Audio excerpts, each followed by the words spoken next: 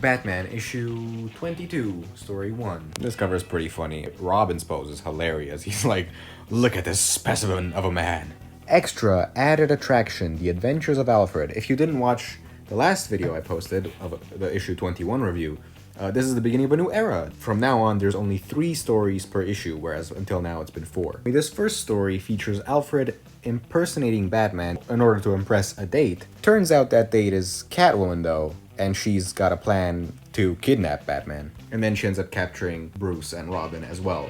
This whole scene is insane. He raises his ass up in the air, and then Bruce sits with his ass on his ass, and then Robin climbs on Bruce's legs for some reason. What is the logic and physics behind how this stays in balance at all? Anyway, that's not the craziest thing about this story, because this happens. Well, what an excellent opportunity to pay off a little debt for my good friend Alfred. A little spanking will do the trick, and believe me, it will hurt you more than it will me.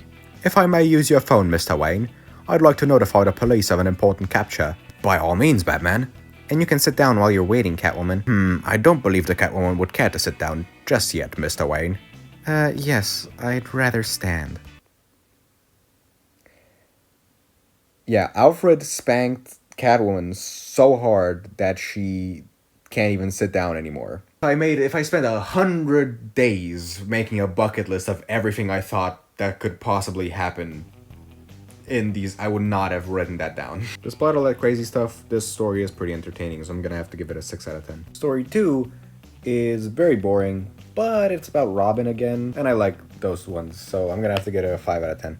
And story 3 features probably the single most boring villain in this entire comic so far, at least that I've read, Cavalier. 3 out of 10, complete nothing story.